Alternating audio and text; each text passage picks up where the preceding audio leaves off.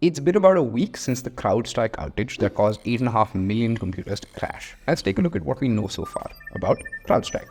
CrowdStrike is a cybersecurity company that helps other companies secure, amongst other things, employee laptops and computers, also known as endpoints. To aid with this, CrowdStrike offers several products, one of them being Falcon Sensor. Falcon Sensor is a vulnerability scanner and was built to help companies detect threats in real time and actively work towards stopping these attacks before they take whole networks down. To do this, CrowdStrike installs an endpoint sensor at the OS kernel level on individual computers. In simple words, it installs an app on every endpoint a company has, which is every single laptop and device a company owns. See where this is going? The actual incident itself. At 4:09 UTC on July 19th, CrowdStrike pushed an update to Falcon Sensor. This isn't uncommon. Applications like these receive multiple updates a week or even in a day as they try to stay ahead of potential attackers. This particular July 19th update goes live and almost immediately starts crashing Windows devices, leading to blue screens of death or BSODs. It also locks these devices into a BSOD loop, meaning that you can't just reboot your system to get back to normal. By 5:27 UTC, CrowdStrike reverts the update, but the damage is already done. As millions of computers at hospitals, airports, and offices go down simultaneously, the financial impact of the outage continues to grow. In just 1 hour and 18 minutes of being live, the financial damage is pegged to be more than $10 billion. But the update reversion only stops new devices from being affected.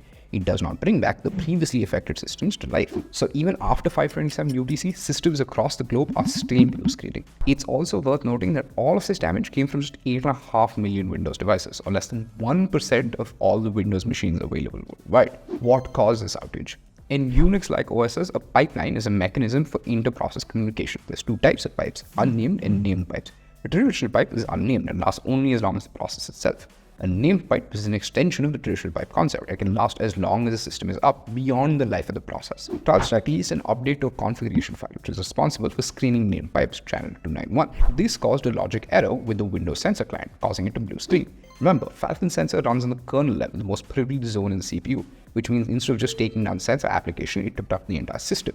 As a computer tried to restart itself, it would run that same logic error, causing it to restart again and again and again, creating a blue screen loop of death.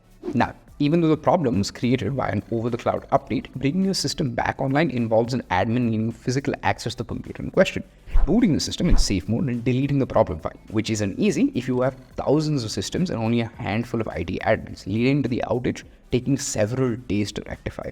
The problem was exacerbated by other factors. IT admins that use Windows BitLocker, for example, would run into additional problems as they tried to access recovery keys that were on Windows servers that themselves had crashed. So, in summation, a single AV update for a software that is supposed to protect companies from DDoS attacks took down more machines than a global denial of service attack itself. What happens to CrowdStrike now?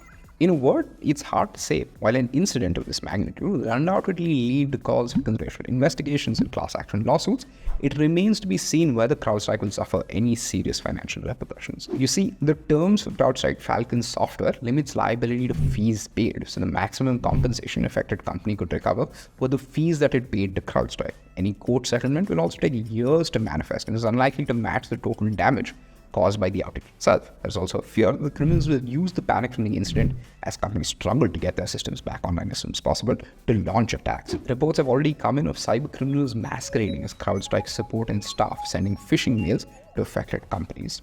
In conclusion, the CrowdStrike saga teaches us two things. One, that monocultures and single points of failure are dangerous, especially in mission-critical business functions. And two, sometimes in cybersecurity, the calls coming from inside the house, robust quality assurance and staged rollouts help minimize the risks from that reality.